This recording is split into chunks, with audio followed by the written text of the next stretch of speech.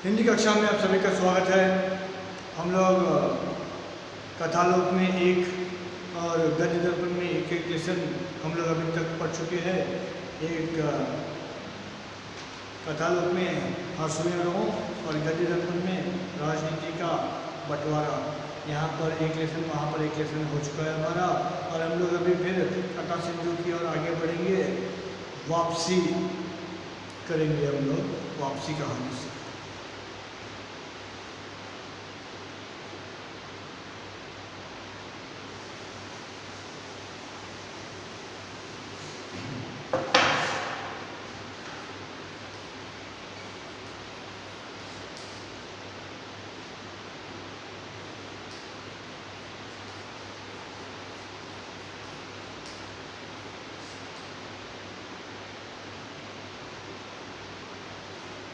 वापसी उषा प्रियामोदा की बहुत ही चर्चित और बहुत ही प्रसिद्ध कहानी है, जिसमें मानव मूल्यों का कैसा हास, कैसा विनाश, कैसे पतन हो रहा है, इसके बारे में उन्होंने बहुत बढ़िया कहने का साहस किया। सचमुच ये एक साहस से भरी हुई कहानी है, इसमें कोई संदेह नहीं है। नई कहानी के प्रतिभा संपन्न कहानीकारों में उषा प्रियामोदा का नाम अग्रगण्य है। यद्यपि उनका जन्म सन 1931 में भारत में हुआ था, तथापि ये अमेरिकी नागरिक है। इनका जन्म तो हुआ है 1931 में भारत में, but she belongs to America की वो नागरिक है, मतलब NRI है। पैदा तो यहाँ हुई लेकिन वहाँ जाकर सेटल हो गई है, तो she become NRI, non resident of India. Bharat की मूल की है, लेकिन यहाँ पर नहीं, वहाँ निवास करती है। और उन्होंने अंग्रेजी साहित्य में PhD की उपाधि प्राप्त की। उसके पश्चात वे प्रयाग विश्वविद्यालय में अंग्रेजी विभाग में प्राध्यापिका रही। इसके बाद उषा जी अमेरिकी साहित्य पर शोध करने के लिए इंडियाना विश्वविद्यालय USA चली गई। वहाँ उन्होंने साहित्य सृजन किया। उनके कथा साहित्य में आधुनिक जीवन की विसंगतियाँ, रिक्तता, एकाकीपन, टूटन आदि की मार्मिक रचना हुई है। जिंदगी और गुलाब के फूल, एक कोई दूसरा तथा कितना बड़ा झूठ उनके प्रमुख कहानी संग्रह है। 55 खंबे, लाल दीवारें तथा रोगी नहीं राधिका उनके बहुचर्चित उपन्यास है। मध्यवर्गीय जीवन की विभिन्न समस्याओं का अत्यंत सूक्ष्म, संवेदनशील, यथार्थ एवं मार्मिक चित्रण उनकी कहानियों का प्राण तत्व है। प्रमुख रूप से महिलाओं की संवेदनाओं की कथाकार है, परंतु समाज की व्याप्त स्थितियाँ भी उनकी कहानियों में मोड़ हुई है। नारी के अंतर जगत का अत्यंत सूक्ष्म अंकन उषा प्रियामोदा की कहानियों में देखने को मिलता है। मतलब ये एक स्वयं नारी है, तो नारी की जो मनोदशा है और मानसिक जो संवेदना है, उससे संबंधित कहानियाँ लिखने में ये एक्सपर्ट रही है, और नारी की भावनाओं के बारे में भी अधिक से अधिक अपने साहित्य में इन्होंने वर्णन किया है। तो जब ये बुक पब्लिश हुई थी तब तक ये जीवित थी, इसलिए इनके मृत्यु के बारे में यहाँ पर कुछ भी बोला नहीं है। मतलब जब ये बुक पब्लिश हुई थी तब तक वो जीवित थी। आप लोग जब कभी पर चलेंगे तो अपना कोई लकी नंबर मत डालिए। बहुत सारे छात्रों को हम लोग अक्सर देखते हैं कि कोई ना कोई की नंबर डाल देते हैं, भले अपना date of birth, don't do. तो वापसी, गजाधर बाबू ने कमरे में जमे सामान पर एक नज़र दौड़ाई। 2 बक्स, डोलची, बाल्टी। यह डिब्बा कैसा है गणेशी? उन्होंने पूछा। गणेशी बिस्तर बांधता हुआ कुछ गर्व, कुछ दुख, कुछ लज्जा से बोला, घरवाली ने साथ में कुछ बेसन के लड्डू रख दिए हैं। कहाँ बाबूजी को पसंद थे, अब कहाँ हम गरीब लोग आपकी सेवा या खातिर कर पाएंगे। घर जाने की खुशी में भी गजाधर बाबू ने एक विषाद का अनुभव किया, जैसे एक परिचित स्नेह आदरमय सहज संसार से उनका नाता टूट रहा है। देखिए, तो गजाधर बाबू यहाँ पर एक इस कहानी के प्रमुख पात्र है।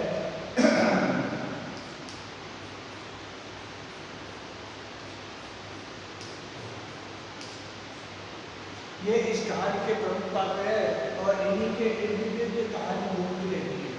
She is the main key role of this story. तो गैरर बाबू अपने कमरे में जमे सामान के ऊपर नजर दौड़ाई तो उन्होंने ध्यान दिया दो बक्स, एक ढोलची, बाल्टी में बकेट। तो और देखते हैं ये डिब्बा कैसा है, गणेशी कहकर उन्होंने पूछा है। गणेशी उनके सर्वेंट है। गणेशी मतलब she is not she is he. Ganeshi एक पुरुष है, स्त्री नहीं, नाम ऐसा है। तो गणेशी शायद गणेश होगा या फिर प्यार से वो गणेशी का हो सकता है ना। तो यह डिब्बा कैसा है, गणेशी कहकर जब उन्होंने प्रश्न पूछा तो गणेशी बिस्तर बांधता हुआ कहा कि कुछ गर्व, कुछ दुख और कुछ लज्जा से उन्होंने कहा कि शायद घरवाले ने साथ में कुछ बेसन के लड्डू आपकी खातिर में, आपकी सेवा में रख दिया है, क्योंकि बार बार फिर आपकी सेवा करने का हमको सौभाग्य प्राप्त नहीं होगा। क्योंकि आपको जब आप यात्रा में होंगे तो भूख लगेगी, तो शायद ये बेसन के लड्डू आप खा लेंगे। कहा बाबूजी को बहुत पसंद है और हम लोग अब गरीब लोग रहे तो उनकी सेवा कहाँ से कर पाएंगे। घर जाने की खुशी में गैरर बाबू ने कुछ विषाद अनुभव किया, लेकिन जैसे एक परिचित स्नेह आदरमय सहज संसार से उनका नाता होता है, क्योंकि जो नेचुरल है, जो फ्रेंडली है और जो होमली है, तो उस संसार को छोड़ते हुए, उस संसार को त्यागते हुए एक दूसरे संसार की ओर वो आगे बढ़ रहे थे, एक नई यात्रा में और नए लोगों के साथ। कभी कभी हम लोगों की भी खबर लेते रहिएगा। गणेश में रस्सी बांधता हुआ बोला, कभी कुछ जरूरत हो तो लिखना गणेशी, इस अगहन तक बिटिया की शादी कर दो। देखिए, तो जैसे ही उन्होंने कहा था तो हमारे गैरर बाबू कहते हैं, उन लोगों ने कहा था कि कभी कभी हमारी खातिरदारी, मतलब कभी कभी हमारी खबर ले लीजिए कि हम लोग कैसे हैं, जीवित है या नहीं, थोड़ा बहुत हाल चाल पूछ लीजिए। हाँ, तो गणेशी बिस्तर बांधता हुआ जैसे उन्होंने कहा तो गैरर बाबू कहते हैं कि कुछ भी ज़रूरत हो तो पत्र लिख देना, I am always ready to help you people. और इतना नहीं, इस साल के अगहन महीने में अपनी बिटिया की शादी करने के लिए भी वो कह देते हैं गणेशी से। गणेशी ने अंगोचे के चोर से आंखें पोंछी, अब आप लोग सहारा न देंगे तो कौन देगा। आप यहाँ रहते तो शादी में कुछ हौसला रहता। देखिए, गणेशी अपना अंगोची मतलब धोती पहनते ना, धोती का एक कोना लेकर वो अपने आंखें पोंछते हुए कहते हैं कि आप लोग यहाँ होते तो शायद हमें कुछ हिम्मत, धैर्य, साहस होता, आप लोग साथ में देंगे तो कौन साथ देगा कहकर गणेशी कहता है। और गैरर बाबू चलने को तैयार बैठे थे। रेलवे क्वार्टर का यह कमरा जिसमें उन्होंने कितने वर्ष बिताए थे, उनका सामान हट जाने से कुरूप और नग्न लग रहा था। आंगन में रोपे पौधे भी जान पहचान के लोग ले गए थे और जगह जगह मिट्टी बिखरी हुई थी, पर पत्नी बाल बच्चों के साथ रहने की कल्पना में यह बिछोड़ एक दुर्बल लहर की तरह उठकर विलीन हो गया। हाँ, तो गैरर बाबू चलने के लिए तैयार थे और जहाँ ये अभी जिस कमरे में है वो एक रेलवे का क्वार्टर था, और पता नहीं इस रेलवे क्वार्टर में उन्होंने कितने वर्ष यहाँ पर बिताए थे और यहाँ पर कितनी अनुभव, कैसे कैसे परिस्थितियों का सामना उन्होंने किया था, केवल वही जानते हैं। और जब जैसे इनका सामान उस कमरे से हटा गया था तो वो कमरा एकदम कुरूप और नग्न लग रहा था। देखिए, जब कोई कमरा होता है तो कमरे में सारे सामान है तो कमरे की जो है ना एक वैल्यू होती है, मूल्य होता है, और जैसे कमरे से सामान हटा दिए गए हैं तो एकदम कुरूप लगता है, गंदा, अगली और एकदम न्यूड लगता है। न्यूड मतलब नग्न, क्योंकि पूरा सामान पूरा हटा दिया गया है तो कमरा तो नग्न तो दिखाई देगा ना। क्वार्टर के बाहर जो पौधे उन्होंने रोपे थे, तो जान पहचान के मतलब अड़ोस पड़ोस के क्वार्टर वाले आकर वो सारे पौधों को उठा के ले गए हैं। यस, पौधे जो लगाए थे वो जान पहचान के लोग लेके चले गए हैं, लेकिन जगह जगह पर मिट्टी के जो निशान हैं जो बिखरी हुई थी वह दिखाई दे रहा था। पर पत्नी संतान के साथ रहने की कल्पना से जो है ना, उनकी जो अलग होने की जो दुख है वो कम हो गए हैं, क्योंकि वे तो इस संसार को छोड़ के जा रहे हैं, लेकिन एक दूसरे संसार से जुड़ने के लिए, क्योंकि लगभग 25-30 वर्षों तक इसी क्वार्टर में रहते हुए मैंने अपनी नौकरी की है। एंड आफ्टर रिटायरमेंट के बाद अब अपनी नौकरी को छोड़कर वो अपनी पत्नी अपने बाल बच्चों के पास जा रहे हैं, उनके साथ अपना शेष जीवन बिताने के लिए। This is the platform of this story. तो 25-30 वर्ष तक उन्होंने काम किया है। 25-30 वर्षों के बाद अब मतलब यहाँ रहते थे और पत्नी और बच्चे शहर में और ये एक छोटे से क्वार्टर में रहते थे। अब क्योंकि यहाँ पर ये छोटा सा क्वार्टर है, गांव का वातावरण है, सब बाल बच्चों की पढ़ाई के लिए प्रॉब्लम होगा, ये सोचकर उन्होंने जो है पत्नी और संतान को अलग शहर में रखा है और इस स्वयं एक क्वार्टर में रहने लगे हैं। ऐसे केवल गैरव बाबू नहीं, ऐसे बहुत सारे पिता है जो अपने परिवार से अपने संतान से दूर रहते हुए भी कभी कभी जाकर सुख की अनुभूति करते हैं। There are so many families and there are so many fathers are there. Gajanan बाबू खुश थे। 35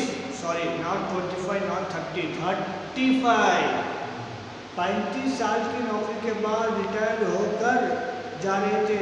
इन वर्षों में अधिकांश समय उन्होंने अकेले रहकर काटा था। उन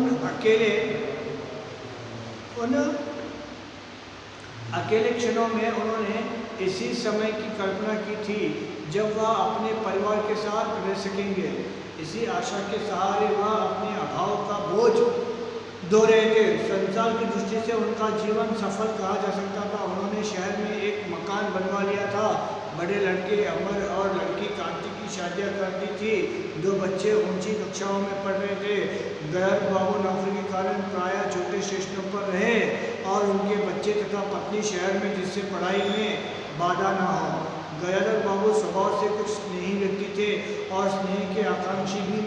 जब परिवार साथ था, ड्यूटी से लौटकर बच्चों से हंसते बोलते, पत्नी से कुछ मनोविनोद करते, उन सब के चले जाने से उनके जीवन में गहन सुनापन भर उठा। खाली क्षणों में उनसे घर में टिका न जाता। कभी प्रकृति के होने पर भी उन्हें पत्नी की स्नेहपूर्ण बातें याद आती रहती। दोपहर में गर्मी होने पर भी 2 बजे तक आग जलाई रहती और उनके स्टेशन से वापस आने पर गरम गरम रोटियां सेकती। उनके खा चुकने और मना करने पर भी थोड़ा सा कुछ और थाली में परोस देती और बड़े प्यार से आग्रह करती, खाओ। जब वह थके हारे बाहर से आते तो उनकी आहट पा वह रसोई के द्वार पर निकल आती और उनकी सलज्ज आंखें मुस्कुरा उठती। गजानन बाबू को तब हर छोटी बात भी याद आती और वह उदास हो उठते। अब कितने वर्षों बाद वह अवसर आया था जब वह फिर उसी स्नेह और आदर के मध्य रहने जा रहे थे। Oh my god. Usha Priyamvada ji बहुत छोटी सी पैराग्राफ लिखी है, हाँ आधा पेज से भी ज़्यादा है। तो गयाधर बाबू बहुत खुश थे, इतना खुश थे कि पूछो मत। इतना क्यों, बहुत सारे लोग होते हैं मॉर्निंग जब काम पर आ जाते हैं, अपने ड्यूटी पर, अपने कार्यस्थल पर, ऑफिस में पहुंच जाते हैं।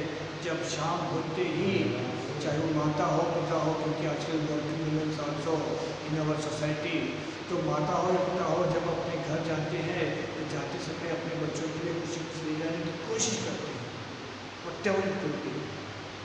अब वो उसका मैं धन से कंपेयर नहीं करना चाहूँगा, उसमें प्रेम, स्नेह, अपनापन जो होता है ना, मैं उसके बारे में यहाँ पर कहना चाहूँगा। कुछ से कुछ ले जाने की कोशिश करते हैं, है ना।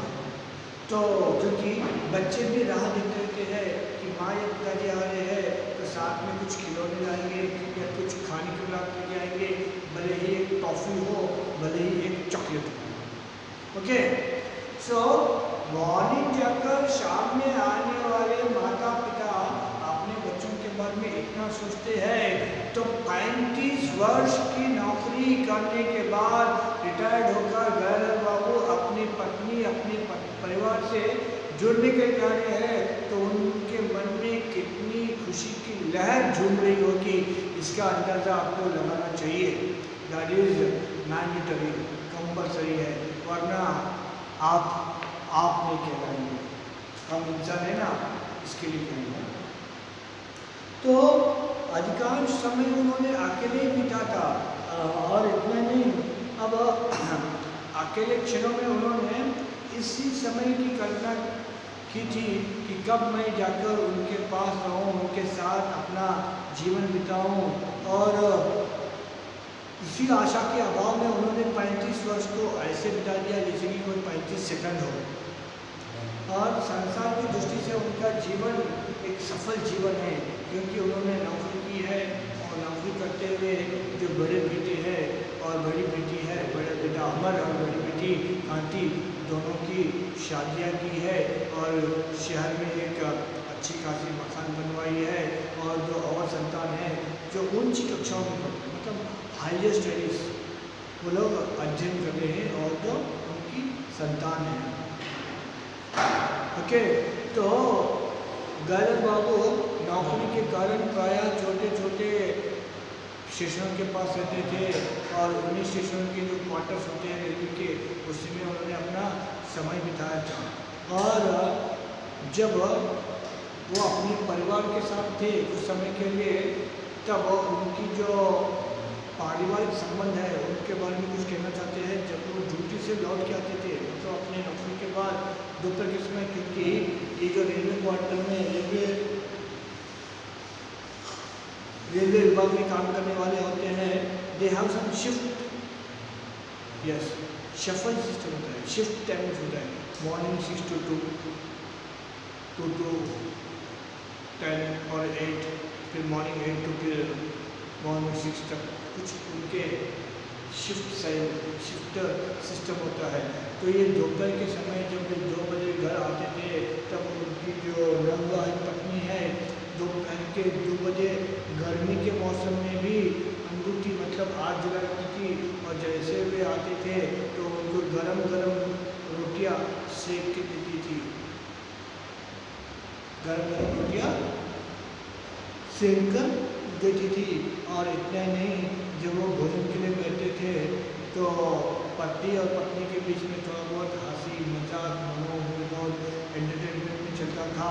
और इतना ही नहीं, जब वो भोजन के लिए बैठते थे तो जब ये कहते थे कि बस पेट भर गया है, तो वो कुछ और परोसती थी और प्यार से आग्रह करती थी कि खाइए।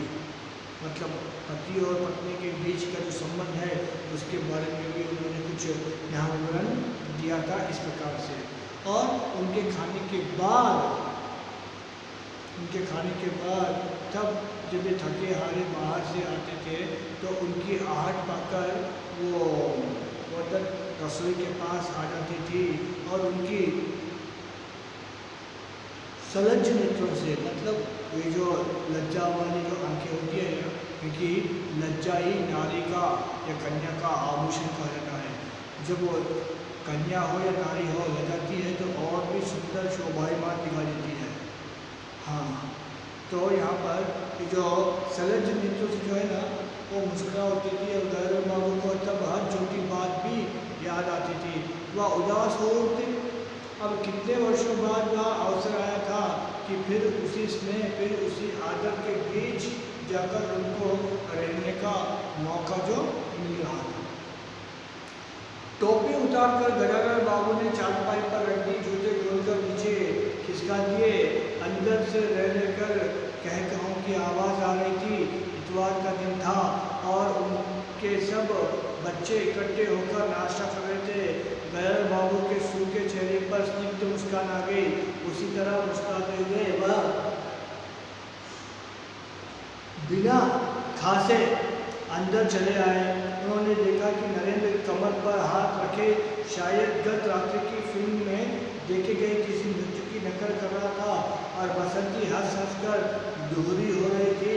अमर की बहू को अपने तन बदन आंचल या घूंघट का कोई होश न था और वह उन्मुक्त रूप से हंस रही थी। गैर बाबू को देखते ही नरेंद्र थप से बैठ गया और चाय का प्याला उठाकर मुँह से लगा दिया।